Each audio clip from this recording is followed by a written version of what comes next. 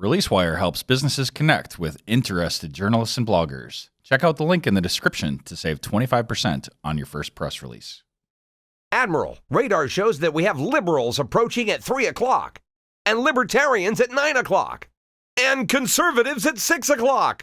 They're coming from every angle, every viewpoint. Oh, it's Political Radar with your hosts, Rhonda and Elliot.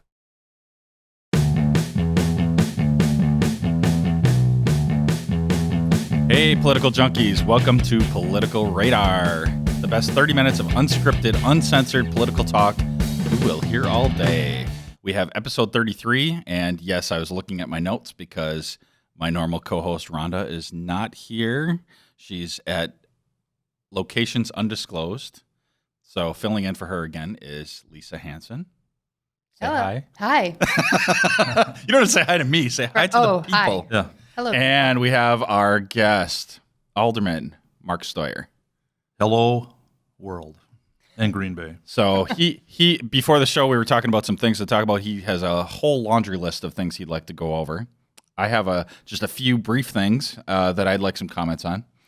So your position in the city council is what? Describe it. Presently, I am the vice president. I am not the president of vice, but I am the vice president of the city council. And I sit at the front, so I get to see all the wonderful citizens and all their facial expressions as votes go on or off, depending. It's interesting. Very. So does that change your perspective? It can, but I will say that many times when there's an issue that comes up, there's times where maybe I have my thoughts ahead of time saying, this is the way I'm going to go. And with the testimony that citizens give or other alders, that can bring it differently. So I think just having an open mind is very important. So let's say a discussion about a driveway went on for 3 hours. Would you put a stop to it? You know, we are a democracy the last time I checked. So when the citizens are out in the audience, you need to open the floor. Part of you might say, no, I don't want to hear all this. But to them, it's very, very important. So we do leave it open for them to discuss. So as vice president, what does that mean? Well, I sit basically 2 steps to the left of the mayor, and Tom Duane sits next to the mayor. He is the president of the city council. I'm more or less there. You know, if Tom was sick or had another commitment, I would fill in for him. If the mayor would have to step down for any reason on an item, then he or I, Mr. Duane or I, would sit in. Okay. So it hasn't happened yet. It may, but I'm not looking forward to that. I like where I'm sitting. It's fine.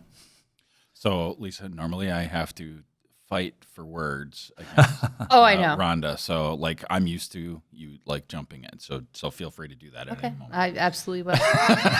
if I feel I have anything to add, I will. I'm sure you do. I'm sure you out of the way. And briefly, before we get into your favorite things to talk about, give me your thoughts on the code of conduct issues, if any, all that. All that. Well, I will say it's been a fairly contentious issue. I think initially when it came up several months ago, my thought was that we had enough with Robert's Rules of Order and some of the state mandates that were out there. I thought we had enough in place. But I switched my vote at council after there was some dialogue between certain alders and the mayor that I just felt were inappropriate, and I flipped my vote and voted for the code of conduct. Some people are saying it's unconstitutional, this, that, and the other thing, but not to be trite, but we are held to a higher standard, and we need to try to live to that as best as we can. We are human. I recently got a couple of parking tickets, and I didn't pull rank. I had to pay it. My daughter came in late, and I had to switch cars, and I forgot to move my car. So I could have thought, hey, I'm vice president of city council.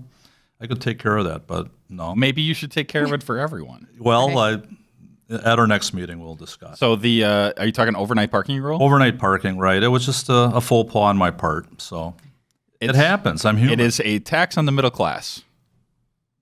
What, the tickets? Yes, absolutely. Well, because poor people don't have anywhere to go. They don't care. Rich people have three or four car garages. It's a tax on the middle class. It comes down to land use, and you're correct. Yeah. We have issues about people parking sideways on their aprons so it's kind of like, what are the rules of that? And now there's parking regulations that say that you can have up to 6 events a year, where you can have up to 2 weeks where you can park because people have a one-stall garage and this, that, and the other thing, and that is another can of worms. But you're correct. We need to. So let me know when we're talking about that. I want to get in line to talk. Would you? And that can go 3 hours. I'd be happy with that. Bring it on. I'm ready. I'm ready. Okay, so those are my pet issues, and if you don't have anything else, I'd like Mark to talk about. You mentioned something about historical preservation. Right. At this present time, I'm the chairperson for the Historic Preservation Commission. I also happen to be the president of the Brown County Trust for Historic Preservation, and that group was formulated back in 2010 after the Chancery, the Bishop's House, was razed in Alloway, and that was real emotional issue, and we thought, well, we're not here to tie ourselves to every building that's going to come down, this, that, and the other thing. There's reasons. Some are condemned, some are in bad shape. But we just decided that, we got to draw a line somewhere, and we have to say that, buildings can't speak for themselves. So we want to be a proponent for preservation as much as possible, and we're trying to look at it in terms of economic development, where it's a win-win all the way around. So there's different ways that we're trying to bring forward ordinance or some kind of ruling that will allow citizens to still enjoy their property but not feel oppressed by another ordinance. And that's a challenge. So what are your thoughts on that? How do you accomplish those ends? Well, we've been meeting on this for several years. In some ways or another, I've been involved in this for over almost 30 years. It's no secret that Green Bay is the oldest community in the area, and they've gone through a number of changes since the 1800s, either through fires. In fact, the fires of the late 1800s forced builders to come up with better building codes, and so that started commercial styles like the Bellin building that was formulated after the Peshtigo fire, where everything was built out of wood. They decided to build it with steel and girders and other elements that protect. So whatever happens as time goes on, you try to just improve the way you do things. And we're trying to do the same thing here with structures. We're looking at a downtown East Side historic district right now, and that would encompass the Vic Theater, Shower and Schumacher, the Hotel Northland, a number of other places where significantly each one of those has merit, but we're trying to put it in a collective state, if you will, so that when these owners come together to get tax credits or grants or what have you for development, that they'll be able to do that. So we're looking at putting people in a position to succeed rather than just grouse about it. Okay, so you would provide funds for them to keep them old? The funds would probably come more from the state or other sources. The city budget is such that we really don't have much that way. The city does have programs. For example, if you have a trouble house in a neighborhood, let's say it's been condemned, maybe there was a rat issue in terms of in the area, or just different problems, that the city has a program that will go after that particular house to improve it so that it improves the neighborhood. So we're doing it one here, one there, and over time, what we'd like to do is get some more historic districts in place. Unfortunately, what's happened is that over time, a lot of folks have put up vinyl siding and other things that compromise the integrity of the buildings. So even though it looks like a historic district, in some sense it isn't, but it all comes down to money. What can people isn't that afford? sort of what TIF is for, though? Well, to a degree, TIF. A lot of times, there's like 18 TIF districts now, and people argue left and right about the merits of it. I look at it as it's not handout money. I look at it as it's an investment in the city. An investment, right? And people vary as far as, well, that's going to take 20 years to pay off. So are we going to get our direct benefit?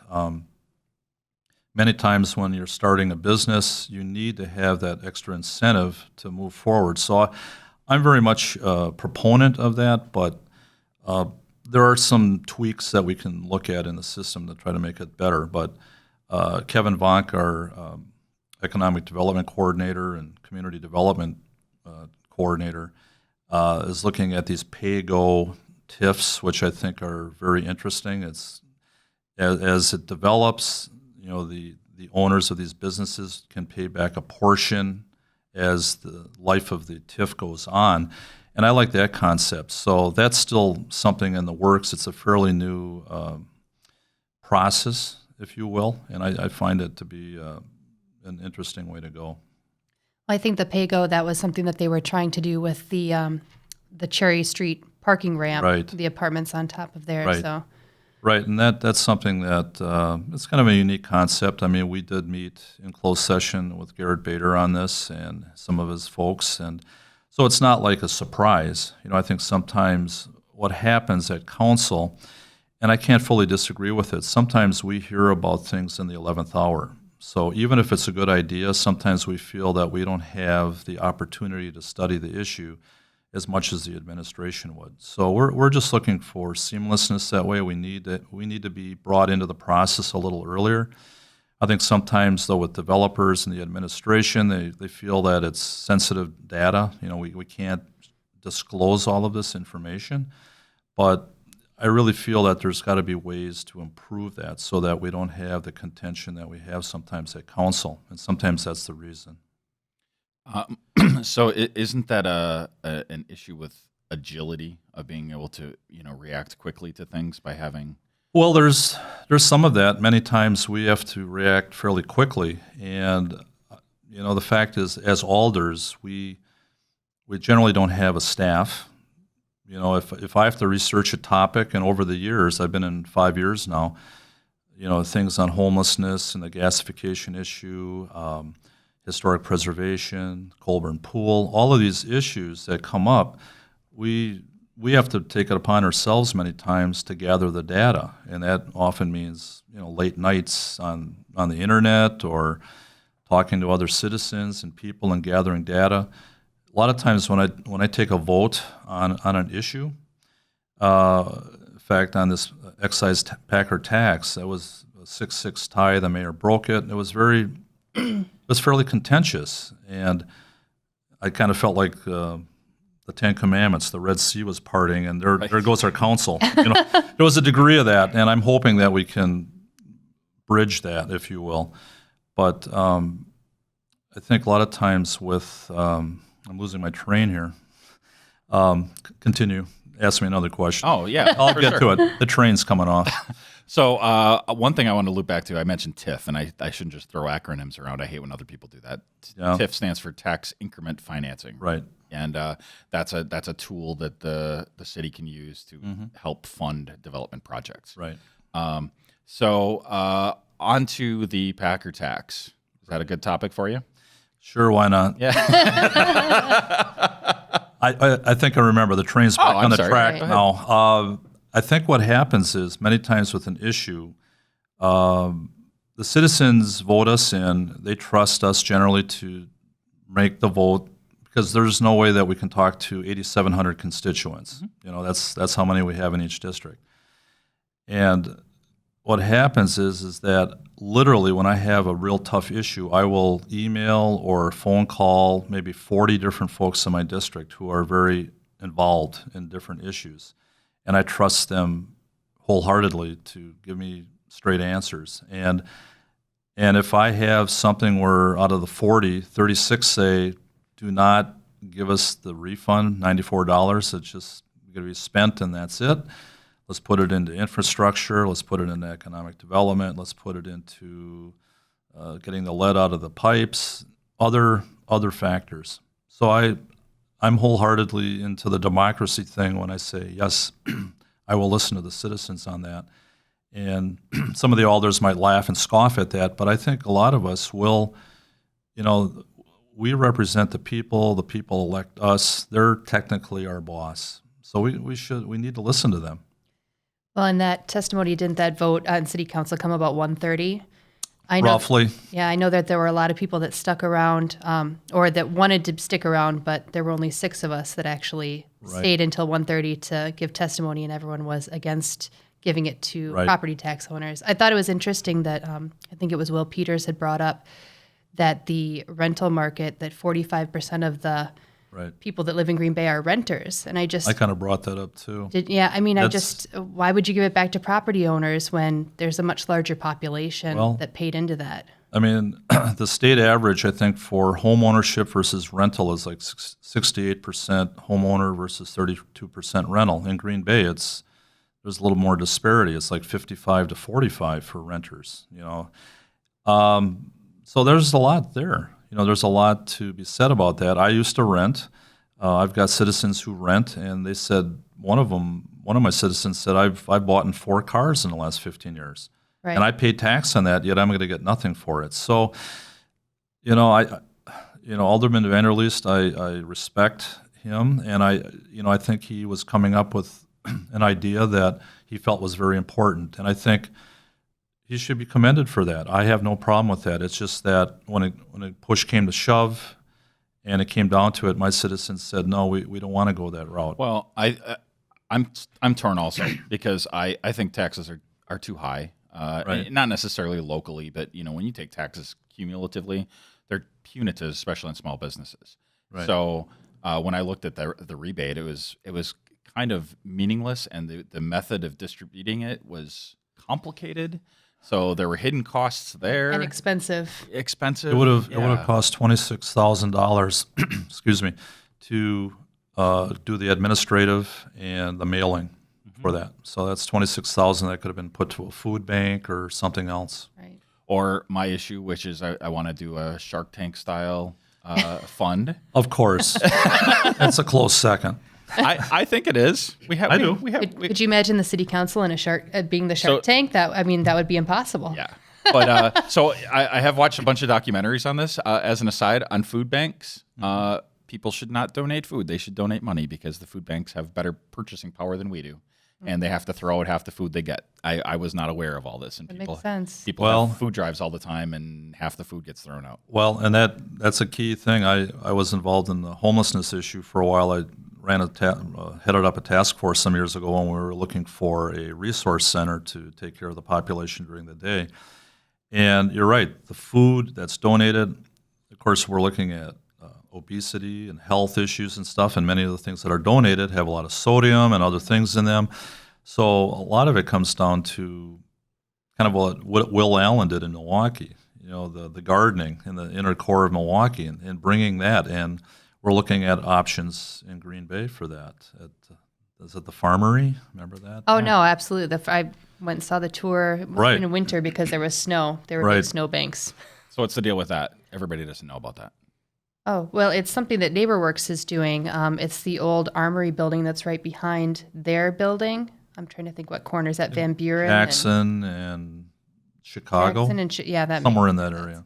Okay. Yes. So they have hydroponics in there. So it's I think they're going to have a small retail at some point, but it's really about teaching people how to garden, and so it's just a great resource for the city. Exactly. So we had issues where that one gentleman some years ago off of North Broadway had gardens in his terrace. You remember that? Where he was growing vegetables for the neighborhood. But it was in the terrace, and we had these issues. Well, what about drainage? What about this?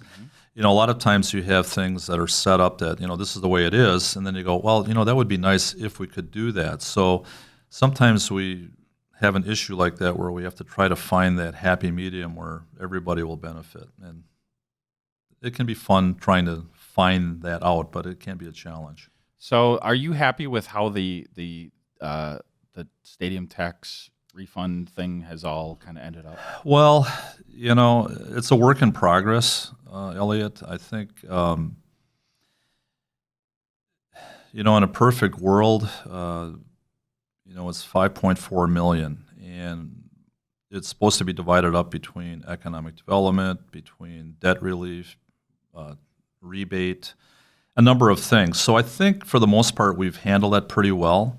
Anytime you bring up a point like, well, let's put 1.2 million here, you'll get backlash. Well, what about this? So no matter what you do, the hardest thing, especially being on council, is that when you get painted into a corner, sometimes it's a lose-lose. No matter how you vote, someone's going to be mad. So you have to kind of get over that and just try to think of the greater good for whatever that is. And I think at where we're at right now is a good thing. We have a matrix set up that it'll be Alder Galvin, Alder Dorf, and Alder Zima will be sitting on this, and I'm hoping that we can draw together and come up with some good ideas. September 23rd is the last date that folks can apply online to this. So if you go to the city website, you can follow the lines for that. And we've heard from 40 to 45 different potential users, if you will, nonprofits and groups and organizations. And there's a lot of great things out there. My thought would be, and I don't know if this is popular or not, but my thought would be that for any group that asks for money from this tax, that they would put some skin into the game. And my thought would be that if we give you $10,000, then you need to raise $10,000 either in a fundraiser or in some method so that you make the money work for you better. So that's one of my thoughts, and we have to flesh out some of that, but that's one thing I'm going to bring forward. I would like to see it go to actual economic development. I see lots of business moving to Ashwaubenon. So I would like it to, and it's hard when you kind of called me out on that, saying, well, yeah, a business fund compared to a food bank, which one do you prioritize? Right. That's, yeah, we have to do both, but we can't afford the food bank if all of our businesses leave. Well, that's true, and you're just talking. I know you folks are down on Broadway. I used to live on North Maple years ago, and when I first moved to town in 1981, Broadway was a bit of a problem. Absolutely. And I'm not going to go into all the detail. We don't have enough time. Anyhow, I think what happens is that over time we've seen that develop and turn into just a destination. One of the things, I was one of the alders that fought against Walmart. That was an 11-month saga, if you will, and that could take another 2 hours. I feel like it was longer than that. Well, 11 and a half. I had a baby when it started, and she got a lot bigger. Yeah, you've had 2 children since then. Yeah, it was amazing. But my goal, and part of me was, I was wearing my historic preservation hat. I wanted to see those Larson buildings repurposed. I grew up in Milwaukee, and if you're familiar with the old Third Ward, that area was not a very good area when I lived there in the 60s, 70s, early 80s. Now it's a destination. It is one of the places to go in Milwaukee. And I just wanted to see that. I wanted to see a synergy of businesses and nonprofits and educational facilities, if you will. One of my dreams, and I don't know if it'll happen, but one of my dreams was to take a portion of one of those buildings and make it into a music hall of fame. And Northeast Wisconsin, Upper Peninsula. I've got plans drawn up, and we'll see how that all pans out. But I've been talking to a few developers about that, and there might be some ideas there where we're talking about Green Bay and the fact that we are a destination place, but we are competing in essence with other communities around us. So the Titletown District's going up in Ashwaubenon. Well, we have the Botanical Gardens, we got Bay Beach, we've got the Broadway District, we've got our East Side downtown. We need to have those entities in place that will keep us viable and strong. And you have an interest in a music hall of fame, but also a music festival of some kind, right? Music festival as well. We have a group called Strike a Chord. We've been, in essence, together since February of 2014. And we've gone through a number of board changes. We've gone through a number of strategy changes and trying to come up with something that will be a part of our community. And looking at original music, but also looking at involving the youth, if you will. We have connections with the Steel Bridge Fest. We met with the Mile of Music people at one time. And everybody has their own style of what they think is important. I think being in Green Bay, we have the east side and the west side, if you will. One of the thoughts I had, I don't know if I should share it, maybe I will. Back in 1895, the village or city of Fort Howard in Green Bay consolidated to become the city of Green Bay. And if you read the history of that time period, those two communities came together. They had parades and all sorts of gala activities. One of the events was a kazoo parade. They had thousands of people playing. You should have kept that idea to yourself. I know, I should have.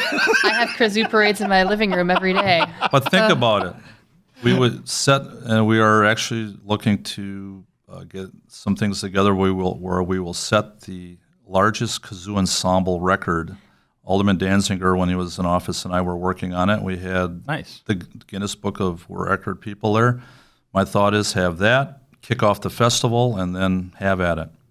Why be known as a place for entrepreneurs to go when we can be known for kazoos? Amongst other things. It means that we're all musical in some way. Right. And that would force us to at least hum. No, I think that's cool. So it's something, you know. I mean, why? You know, I think I get tired of all the reactionary things that we deal with. You know, why not be a little more proactive and look at ways to engage people? And if the enlightened Brian Danziger is involved, who am I to question this? Yeah, he's all over the place. I think he's an android. He could be.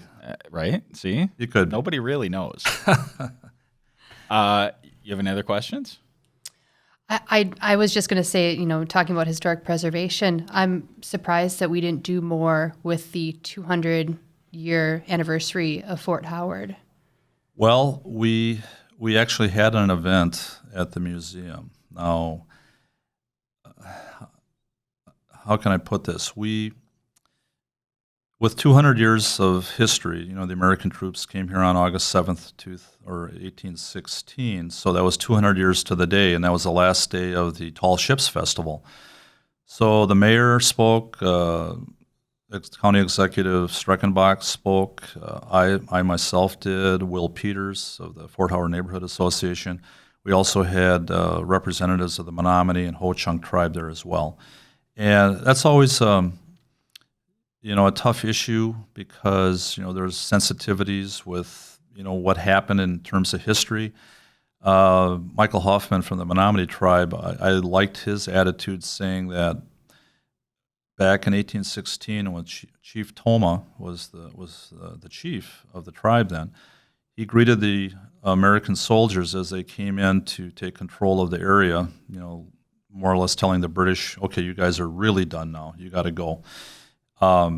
He stated that to the American troops that with the 300 troops landing, he said, if you have come in peace, you have too many. If you've come in war, you have too few, which I thought is pretty profound. And he basically said, I don't care where you build it, just let's get along.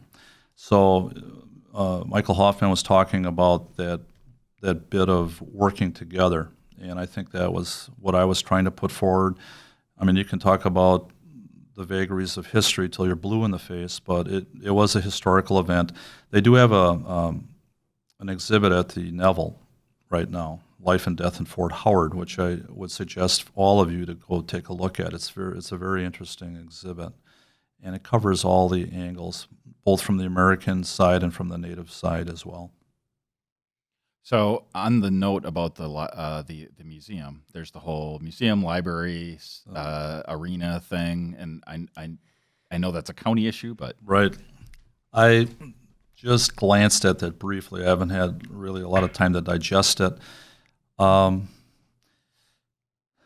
don't know what you can say. You're always looking for ways to save money, this, that, and the other thing. I'm not so sure that taking it from the central city is a good thing. You know, you need a strong, viable downtown. You need the neighborhoods near the downtown to be viable as well. So you need to be strong in the center and go out. And I think part of that is having the cultural items like a library or a museum there.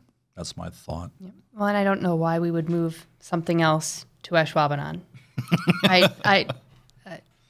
Speaking of baffles. that, many times, and this has happened to you too, I'm sure, in conversation, I'll bump into or not a constituent, but a friend or somebody out there in public, and I'll say, where do you live? And they say, well, I live in Green Bay.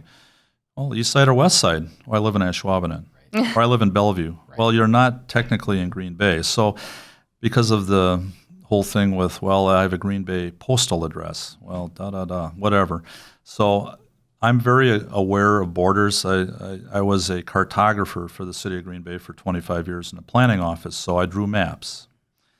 And my mother, I'm going to throw this out, my mom sent me a little humorous thing one time saying, blessed are the map makers, they draw nations close together. So nice. In a weird way, I'm trying to do that. So, but when it comes to borders, they're man-made, if you will, but they're there. And we are all in a county. We're all working together, but yet there are competition items as well. So economic development is one of those. So we're definitely looking at different ways to, increase that. And I think having, viable Broadway is important. I think the whole thing with Bay Beach, all the directives we're doing there, and that's a regional draw.